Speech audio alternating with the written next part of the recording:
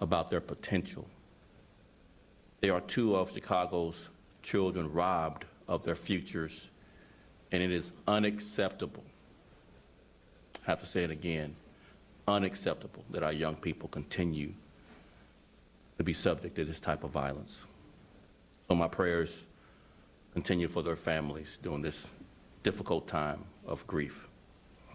We all have to do better, and that's why we, Chicago Police Department and its officers, are working in the community and with City Hall and alongside our federal, state, and local law enforcement partners to ensure visibility, engagement, and collaboration at every turn.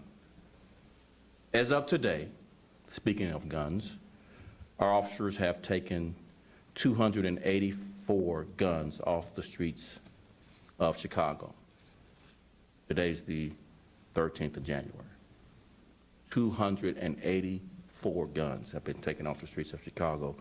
And we will make every effort to come down hard on offenders, gangs and narcotic networks driving violence in our city. That fact is evident in some of the notable arrests so far this year that our dedicated and committed officers have made. Just this past weekend, this Saturday on January 8th, after a 3-month-long investigation, our Gang Investigations Unit served 2 search warrants in the 300 block of West 110th Street. 2 arrests were made in connection with this search warrant, 1 adult and 1 juvenile. We've seized, as you can see in the picture, 35 guns. But let me run through all of the things that we seized. 31 guns, 4 rifle caliber pistols, 32 loaded regular handgun magazines, 11 loaded rifle magazines, 5 loaded high-capacity drum magazines, 2 polymer molds, able to produce 80 ghost guns, and numerous, as you can see, live rounds of ammunition. Imagine, just imagine, if these guns had hit the streets of Chicago. I cannot help but think of all the lost futures and the devastation to families and neighborhoods and businesses these firearms could have caused once in the hands of violent criminals. Also this week, our intelligence section, working with our organized retail theft crime task force, were able to identify and arrest one of the offenders behind the ongoing smash and grabs in the city of Chicago that we saw at the end of last year, to include North Face stores, the North Face department store. The offender participated in 3 smash and grabs between December 10th and December 21st, resulting in the loss of over $10,000 in merchandise. This was a public-private collaboration, and emphasize that enough. This was a public and private collaboration pairing both retailers and online merchants with law enforcement. Innovative strategies like these remain a key part of our efforts to combat crime. We were able to secure felony federal charges for this individual for those smash and grabs. And I'll just say this, and I said this at the end of last year, directly to these criminals that are doing these types of crimes and other types of crimes. Don't think for one moment that we're going to let you get away with this.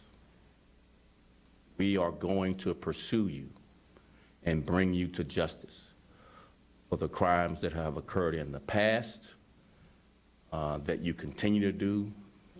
You will be held accountable. So don't think for 1 minute we're just going to let you get away with this. On January 4th, our gang investigation unit observed a stolen vehicle during a carjacking. Upon officers approaching the 2 vehicles, offenders attempted to flee. Officers apprehended both of these suspects and recovered 3 9mm caliber semi-automatic handguns and 1 .45 caliber semi-automatic handgun. That was January 4th. January 5th, our gang investigations team through a search warrant, searched a documented gang member and recovered illegal narcotics and paraphernalia, an estimated street value of $133,000.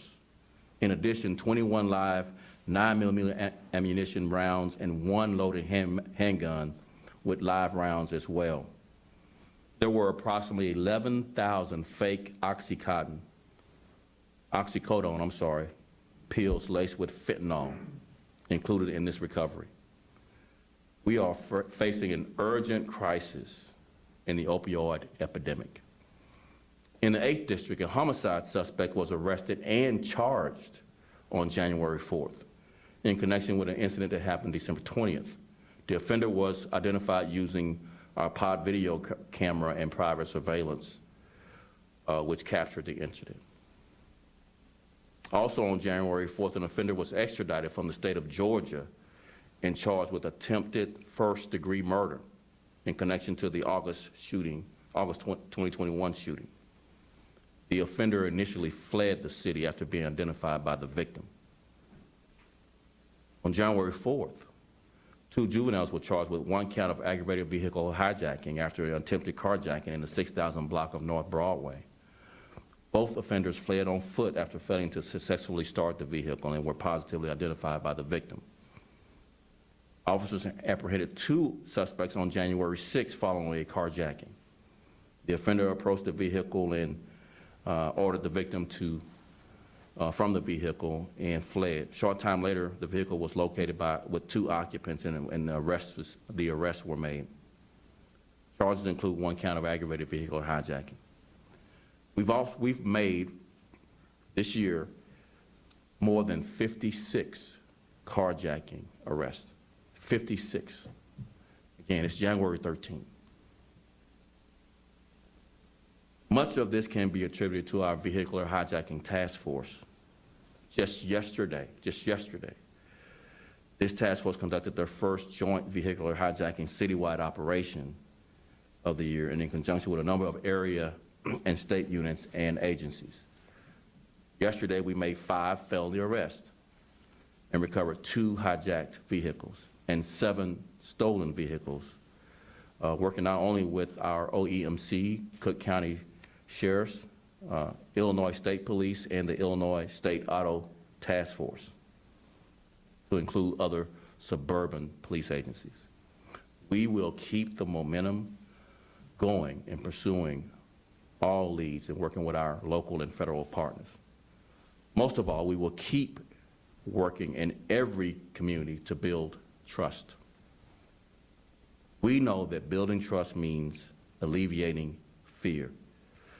This year, we set the goal for our department to have more and more positive community interactions and engagements. I'll close with this. This is the most difficult time to be a police officer in this country's history, without question. But the men and women of the Chicago Police Department are dedicated, committed to protecting the people of Chicago. With that, we'll just take just a few questions, and I just want to repeat the tip line on the board here before we start that. The tip line for a reward up to $15,000 for homicides and up to $5,000 for gun trafficking that leads to convictions and charges. That tip line is 833-408-0069. I'll repeat that one more time. That tip line for a reward up to $15,000 for homicide tips and up to $5,000 for gun tips for gun trafficking is 833-408-0069. And we'll take just a few questions this morning. Yes. Superintendent, do we understand that police days off are canceled going into the weekend? That's not true. That's not true? No. Is the policy of canceling days off on an ongoing basis sustainable for your department, given the fact that we have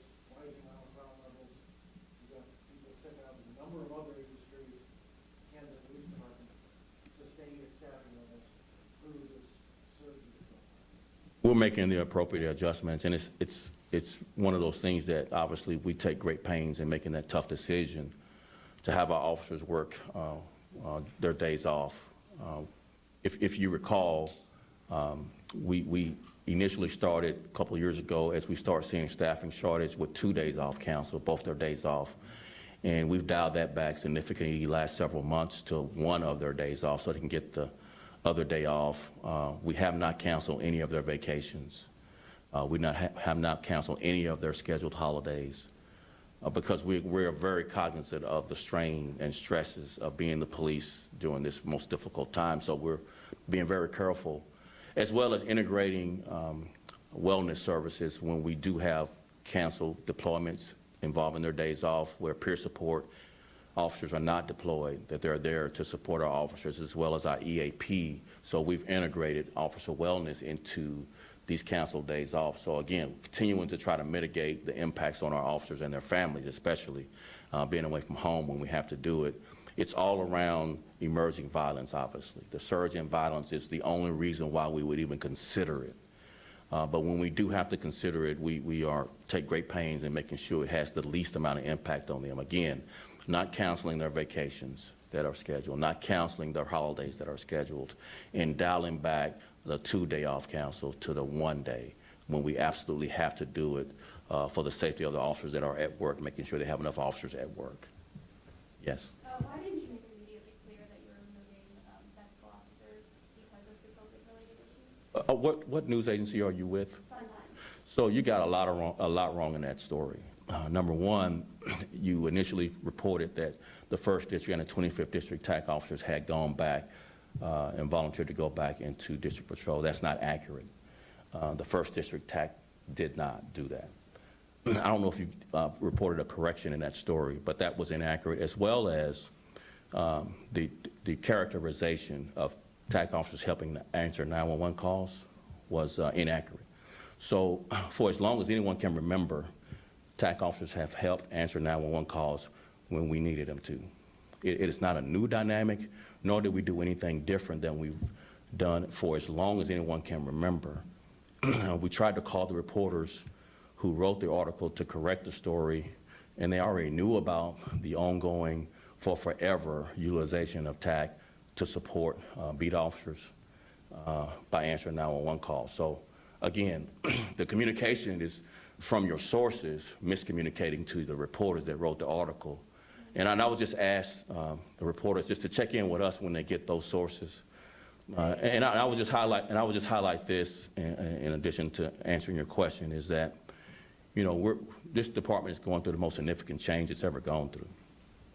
If you just go back 3 years, from 2019 to now, we began the consent decree in earnest. The consent decree has significantly changed not only search warrant policy, foot pursuit policy, use of force policy, First Amendment policies, Fourth Amendment policies, in just a short time. We went from 11% compliance with the consent decree to over 52% compliance with the consent decree in just less than 18 months. In addition to those changes, we had further amended changes to our vehicle pursuit policy. But all of the changes, not just the consent decree changes, but all the things we've done also included a significant change to their training. So we went from 3 years ago, 0 number of hours required as Chicago police officer, 0, to we ended last year with every officer being trained for 40 hours in over 6 months. So here's what I'll say about cops and change. And it is an inside joke, and maybe you won't get the joke, but it's funny to me, so I'm gonna say it. Cops hate the way things are. They hate change. But one of the reactions to the fear of change is obviously we get sources calling you all, using you to push back against change. And I would say it's just so important for officer safety, for building trust, not just compliance with the consent decree, but we are going to change. the community, leaders everywhere here in the city, across the country,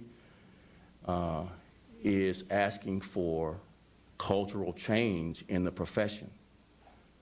And no disgruntled employee is going to stop change. No article mischaracterizing the changes is going to stop us from changing the culture, transforming this organization, and building trust in the community. So it is folly to think that hypercriticism, bad sourcing, bad headlines is going to stop the momentum of changing this organization. It will not. It will not.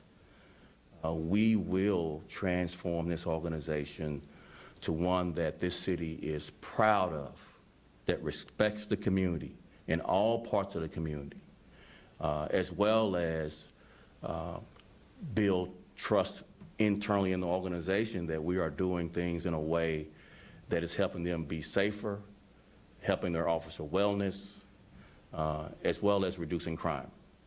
So I hope I answered that question. If you had a quick follow-up, real quick. Well, I have 2 things. First, I wanted to denote that my colleagues did reach out to the police department or disclose people, and they did decline to comment or didn't respond to their inquiry. I don't think that's accurate either, but go ahead. Okay. That's not accurate. You mentioned about the goal this year being more positive interactions with the community, Mhm. building up, that relationship. But what's your response to critics who say that cutting tactical units is potentially dangerous and might even So again, you're continuing the mischaracterization of cutting. We didn't cut tactical units. Tactical units have always, for as long as anyone can remember, helped out with 911 calls. So that's a total mischaracterization, and you just repeated it again. It's wrong to say that that's what's happened. They're helping answer 911 calls. They haven't been cut. Who told you that? Well, I'm not really. But sources. And then I went through a whole narrative about fear of change and how the mischaracterization is one way people who are afraid to change lash out. But you just can't repeat the mischaracterization. If they're answering more 911 calls, do you think that this could impact morale and then? They've always answered more 911 calls. Tactical teams have always answered 911 calls. But your question is fair because I want to answer it and just kind of put a bow on top of it. So we have started this year better than we started last year, and the previous year, and the previous year. So we started this year. It doesn't mean anything because it's so early. Things could change on a dime, but we have started this year better than we started last year. Homicides were down 26%. They were up almost 40% last year at this point. Shootings are down 17%. They were up double digits last January at this point. So I hope that answers your question. Thank you. Yes. Can you tell us where you are in the investigation into the pregnant woman who shot and killed? Yeah, Brendan is there to update you of what we can tell you. It's still early on, but of what we can tell you, we'll have Chief Dinahan with the Bureau of Detectives update you.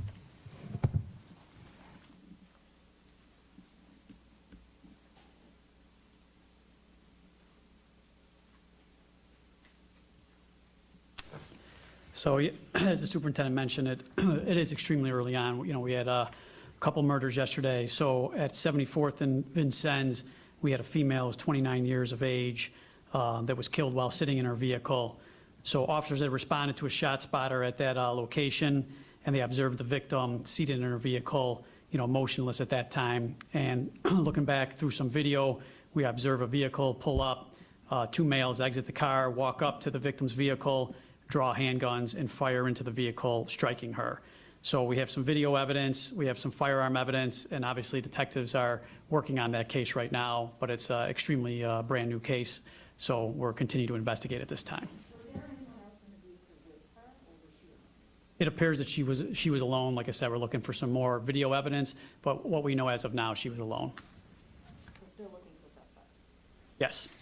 And as the soup mentioned, anybody could help out and give us some information, because we have some video evidence that supports that 2 individuals did this, but we need them, we need them identified.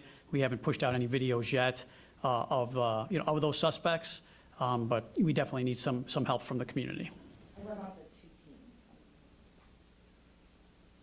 So a little repeat of, we need some help, and same thing, it's obviously extremely early in the investigation, But on the 12th of January, just after about 3:50 PM at 2234 West Adams is where we had one of the 14-year-olds that was killed. Same thing, the officers responded to a person shot. They found the victim lying on the ground with 2 gunshot wounds to his chest. Obviously, the officer started doing compressions, attempting to save his life, but were unable to. And then we talked to a couple of witnesses who stated that they observed, 2 people fleeing the scene, and they also observed someone walk up to the victim, go into his book bag, remove an item, and flee the scene as well. So we do have some firearm evidence, and we do have some, once again, some city cameras and some private cameras that we're looking at. But we definitely, once again, it's super early on. We don't have a suspect identified, and anybody who has some additional information can reach out to Area 4 detectives, or as the superintendent keeps talking about, text and give us information, through the website. And then the second incident was at 12th of January, just before 9 PM. This one was at 1480 West 73rd Street. Once again, a 14-year-old victim here who was walking with his friend. So the friend's obviously a witness to this. They're walking with a friend. A dark-colored vehicle is driving on 73rd Street, and an occupant from that vehicle shoots in the direction of the victim. Victim sustains a gunshot wound to the head, where unfortunately, he is eventually pronounced dead. So once again, we have limited video. We have some firearm evidence. A lot of work to do, but we definitely would look for anybody's help who can push us in the right direction on identifying these offenders. Thank you all very much. Have a good day now. Thank you, everyone.